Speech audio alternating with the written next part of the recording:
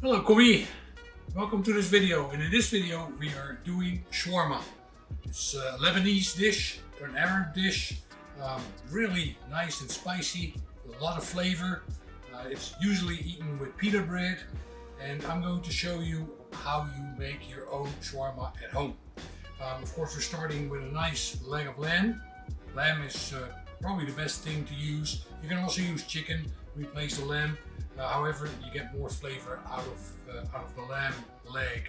And then we're going to spice that. Now you can already buy made spices, harissa or shawarma spices at your local grocery store, but I like to make my own because the nice thing about that is that you can then adjust it to your own particular flavor preferences. You want a little spicier, a little less spicy, you do not like cumin, leave it out, those kind of things. And then we're using a little bit of tomato sauce, sambal oelek, garlic powder, and a whole milk yogurt. And for that we're using that to make a labneh, which is a traditional sauce served. This is going to be a little bit of a combination of the authentic shawarma and from my heritage from the Netherlands, the way we eat it over there. And so we make a garlic labneh, a garlic sauce and a tomato sauce, and we also use the sambal oelek inside the pita bread to give it a little bit more flavor. And then we also add cucumber, and we add iceberg lettuce inside the pita, and Italian parsley. When we're cooking the meat, we also use a bell pepper and some tomato, and of course the fresh garlic. So let me get ready, get all this started.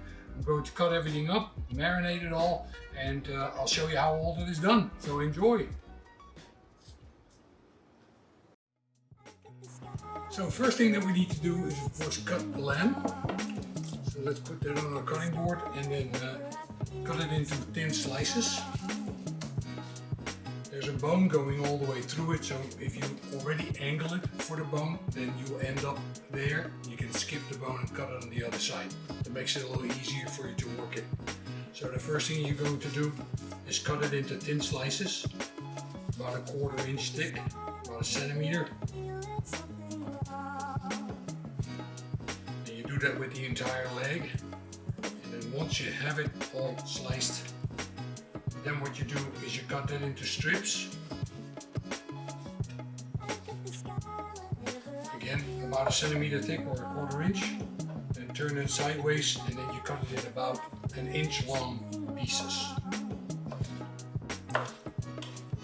And then what we're doing is collecting all these, put them in a bowl, season them, and allow them to marinate. Best thing to do is to do that the night before. So it gets about 24 hours of marination. It gives it a really nice intense flavor.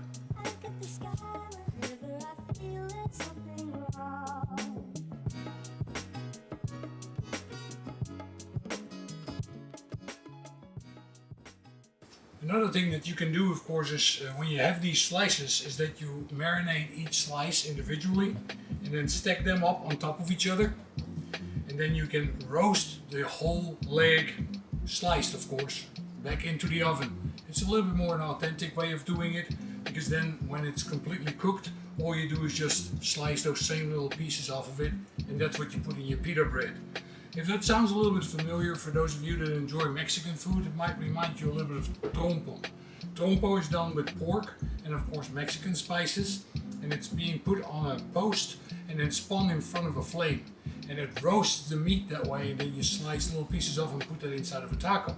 Well, that came from the original shawarma that came from Arab countries. It was Arabs that moved to Mexico and introduced that type of cooking to the Mexican cuisine. So if it sounds familiar, that's the reason why. And you can interchange the recipes, of course, and use a very similar way of cooking it. I have a really nice way of cooking a trompo at home without the spinning equipment, if you don't have that, and I'll put that in a later video. So enjoy this for now. So then we have it all cleaned up, all cut. We have a nice bone. We can use the bone either for the dogs, or you can make yourself a nice lamb stock with that bone. I guess I need to make a video of that as well. So let's get the bone out of the way for now. And then we take all these little pieces of meat and spread them out. And the reason that we spread them out is that so we can apply the seasoning evenly, so you know that it gets everywhere. Because you want every piece to kind of taste the same. So I like to spread it out and then season it like it's one big steak. That makes the process a little bit easier. I like to do it with ground beef as well. Just spread it out, turn it into a steak and season it that way. So use my homemade seasoning. So what is in the seasoning? Well, mostly you can use whatever seasoning you prefer, as I said earlier, but there definitely has to be some cumin in there, there has to be some fenugreek in there has to be coriander, cayenne pepper. I really enjoy to add a little bit of Madras curry because that already has some of those ingredients in it and it really adds a really nice flavor. And then of course paprika, you can use hot paprika, Spanish paprika or Hungarian paprika, that's really up to you. And then whatever other flavors that you enjoy that really add a nice touch to this. You do not want it to be so strong that it overpowers the lamb, it needs to complement the lamb. So then you can also add some fresh or dried parsley to it. Really things that you think are really nice and have that Arab flavor. But those basic ingredients need to be in there. And of course then your salt and your pepper. I like to use ground white pepper that I grind freshly. So don't buy already ground pepper, it has a lot of flavor that's missing, it's just mostly hot. So I like to use fresh ground pepper. So that's how we're going to season it.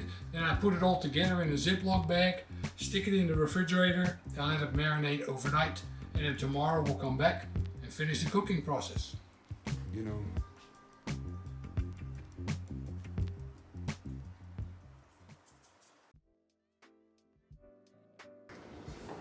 Well, welcome back. It's time to make the sauces. Very simple, very easy to do. Just a few ingredients and really delicious. And a lot of the flavor comes from the meat itself, of course. So it doesn't need a whole lot. We're going to add some tomato for the acidity that kind of cuts through the fat. And then the garlic, of course, really brings out that yummy flavor from the meat itself. So the first thing we're going to do is dice the tomato and mince some scallions. Mix that together with a canned tomato sauce. That's really all it needs. It's a very simple recipe. Now, there's of course a more complicated version of this, but for this video, I figured let's just do it the nice way, easy way that anybody can replicate this at home.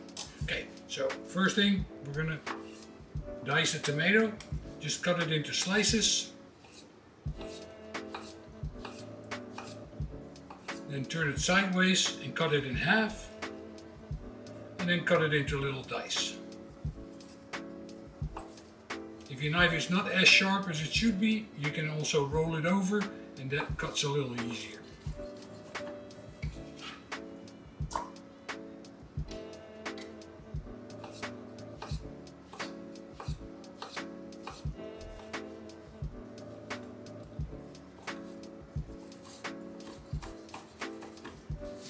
Dry your cutting board before you go on to the next thing. Dry your knife. And then we take care of the scallions. So first remove the root. We can do that on both of them at the same time. And then cut it into strips. And if you do that nice and carefully, then the whole scallion will actually stay together. And then you can roll it over and give it another cut. And now you have all these little strips, and we can do that with the other one as well. You see that this is a little soft, remove that. That usually gets a little slippery and that might make it dangerous for your fingers. There's a real thin little skin there that you also want to remove. So then just cut it in half lengthwise, roll it over. This one is a little thinner than the first one, so we're just cutting this one twice. Group them together and then just cut them really nice and small. That way you get a nice mince, which adds a nice flavor to your sauce. You can use some of the green, you don't want to use too much of the green, it turns a little bitter. But some of it is nice and it's also good for the color.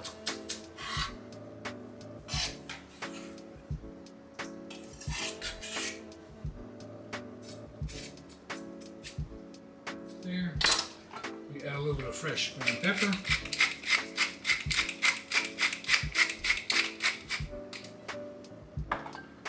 And then just our can of tomato sauce.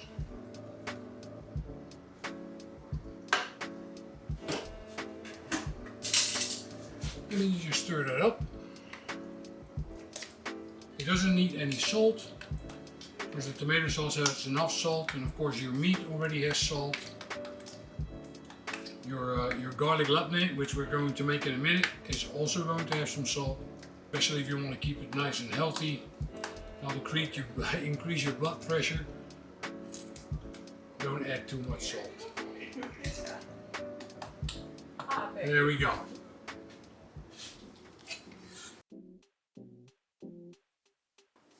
Okay, so now it's time for the latne.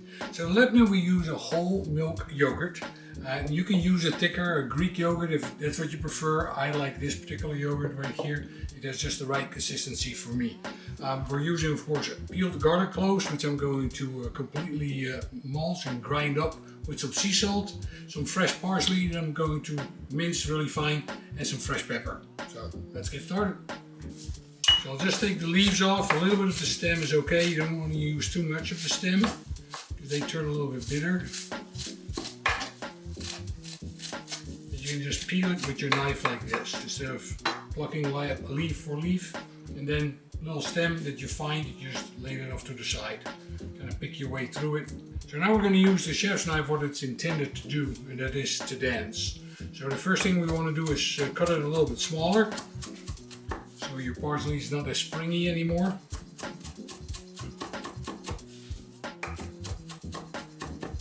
And then what you do is hold the knife, index finger and thumb down onto the cutting board, and now all you have to do is apply a little pressure, and you see your knife is dancing, so it's doing all the work for you.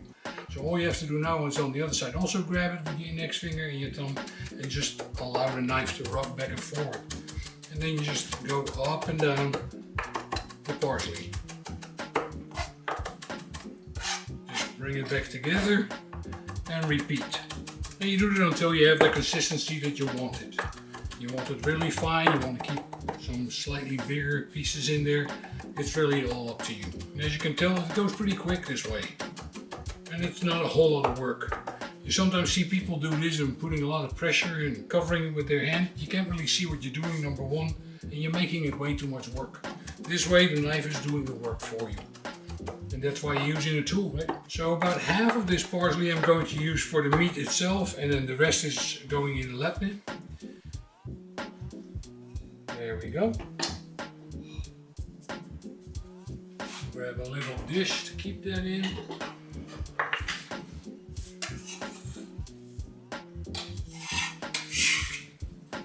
There we are. Alright, so now we're going to take care of the garlic. So what we want to do with the garlic is we want to mush it. The more we mush the garlic, the more flavor we get out of it. And of course we also need a little bit of salt to go in there. So we're going to use those two together. The first thing we're going to do is to just smash the garlic itself. So give it a good whack with your knife, just like that. Make sure that the sharp edge of your knife is of course facing away from you. And then give it a really good whack like that to mush it all up.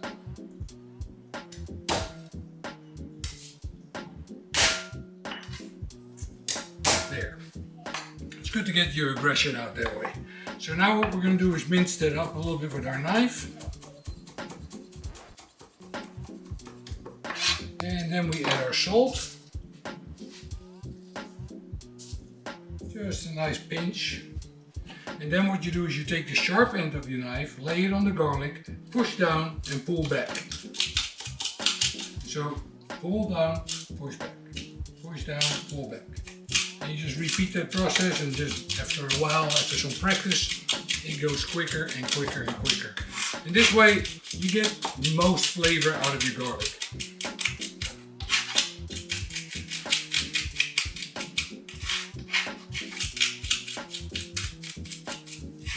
So now we have a beautiful garlic puree that will completely dissolve into our yogurt and give it the extra little flavor. Of course, after this, I'm going to have to wash my hands. So then we add a little bit of pepper. for the extra yummy flavor. And then we add our yogurt.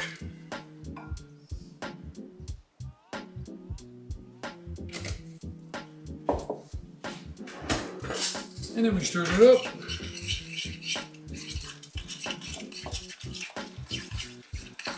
Now, of course, you can also add a little za'atar to it, which is another Arab spice. But since we already have so many spices on the meat, I like to leave this a little bit more plain. So this one is done as well.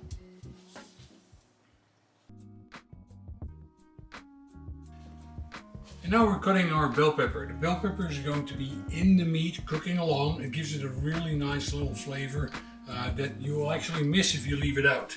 Now, of course, if you do not enjoy bell pepper, then by all means leave it out. So how do you cut a bell pepper the easiest way? Well, I like to buy the square one so you can really see all four sides nice and flat and even. And so then what I do is I just cut the flesh off.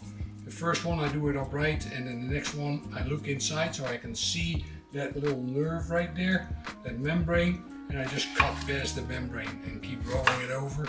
So I get all four sides, then I cut off the bottom, then I cut off the top. What's not edible goes away, and then I just have everything ready to go here.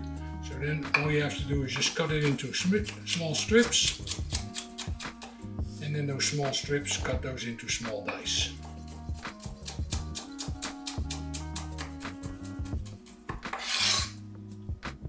Come across a little membrane like this, you can just remove that and keep cutting.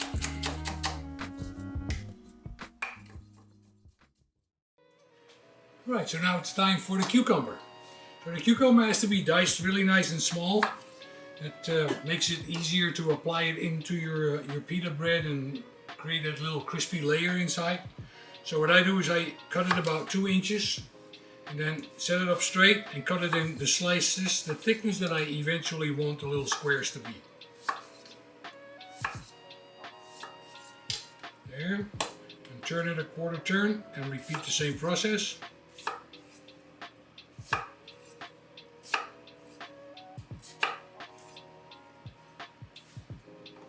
And then lay it on its side and repeat that process again.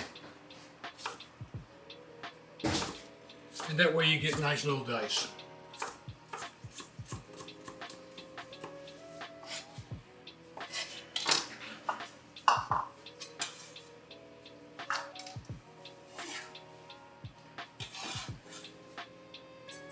And then finally we take care of the lettuce. Now the lettuce, all we have to do is dice it.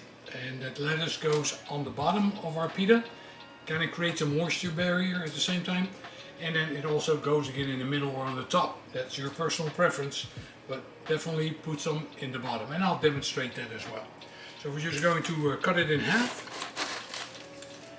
And very similar to what you do with an onion is you cut it into strips, leaving the root attached.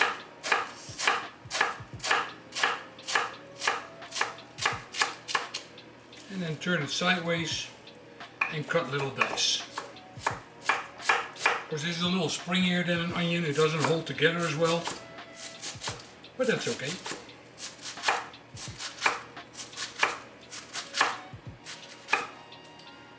There, remove the root and then mince up the rest as well.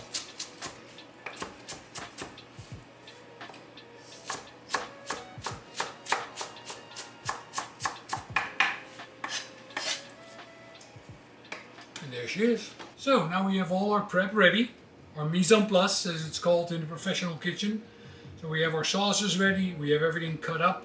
So now all we have to do is cook the meat. Now of course there's a huge pile of meat and we do not have to cook all of that at once. We can put that in a Ziploc bag, spread it out nice and thin, and then stick it in the freezer so it freezes fast. And then keep it there. It also will help with the defrosting later. So next week or in a couple of weeks when you feel like having shawarma again, you do not have to go through all those steps all over again. All you have to do is just make the sides and the meat is already done. So that's an idea.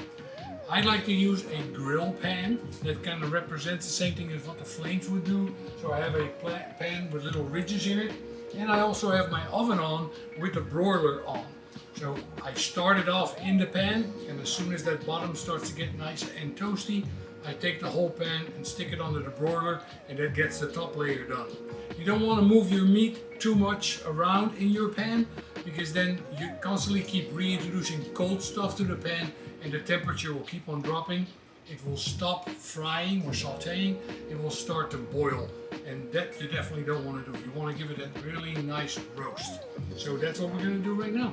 Oh, and a little thing about the pita bread.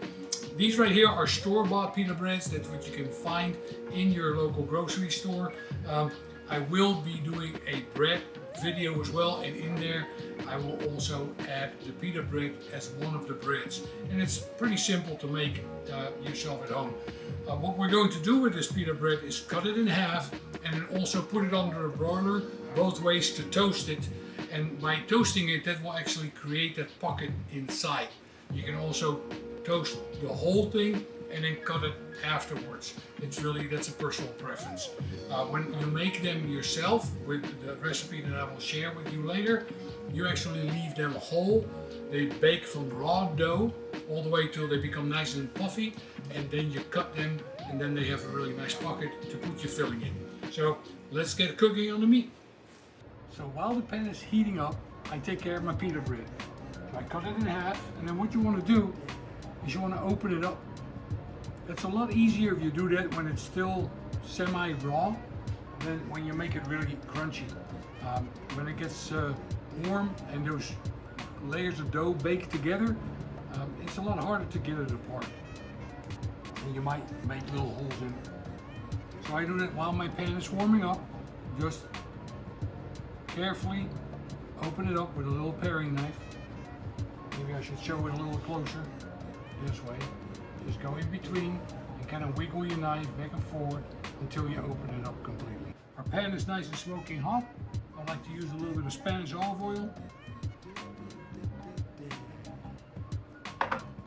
And then we add our meat.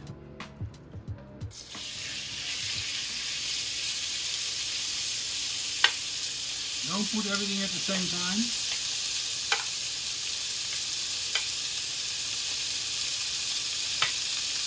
Spread it out and then leave it alone.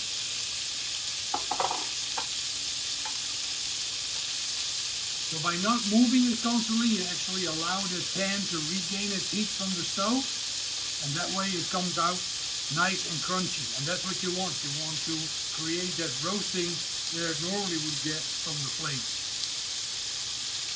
So just be patient. A little bit boring. You have to just look at your pan, not shake it, not move it. But that is what the meat needs at this time.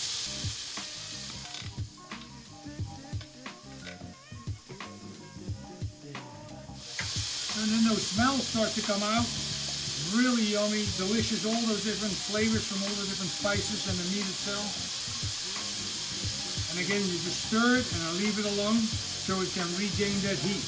There's always a little moisture coming out of the meat, and you do not want that to dilute the oil.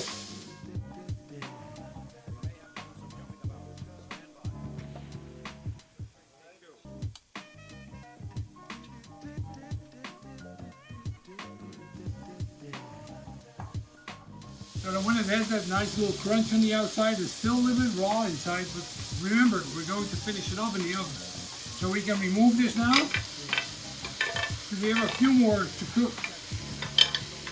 To just retain the oil in the pan, just remove the meat.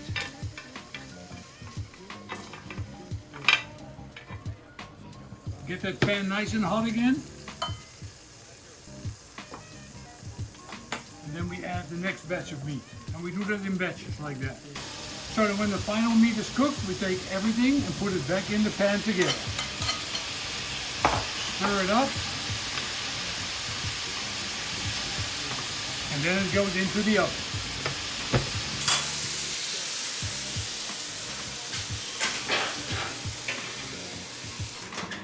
So about a minute or so, and then that gives it a nice little toast on the top, and then it's done. You want to cook the lamb medium well. Some people prefer it well done, and with this dish we can do that. We can cook it all the way, and it actually will have still a really nice flavor, and because we cut it in those fine little strips, it will not get too chewy or too dry. Now we can overcook it if we leave it in the oven for way too long. Then it'll become a little bit inedible. So we want to make sure that we don't overdo it. But well done is fine for this particular dish.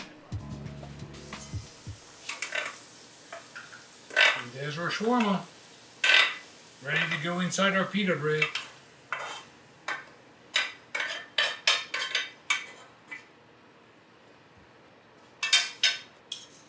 Add our bell peppers to it.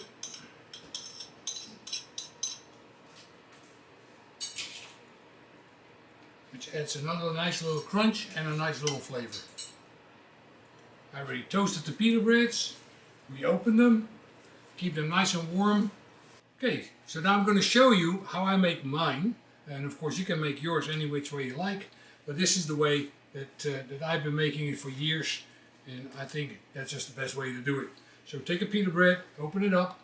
And I take my sambal oelek spoon. And I use that to open it up even wider. And then I smear the sambal oelek all over the inside of the bread. That gives it a really nice little kick. Then take some iceberg lettuce, make that little moisture barrier in the bottom of the bun. There. Then we take some meat, put a nice layer of meat right there. We grab some cucumber. That adds a nice little crunch in the middle there. A little bit more iceberg. Another layer of meat. And then I prefer to eat it with the tomato sauce. And then later add the garlic sauce. So I start off with the tomato. And if you like it spicier, by all means put some more sambal oelek right now. And this is how you enjoy your shawarma. Enjoy it. I know I will. Thanks for watching.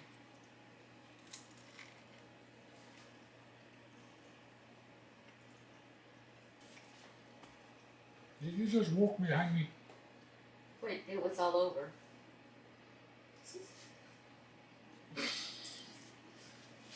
I'm gonna rent a kitchen somewhere where I can just be on my own.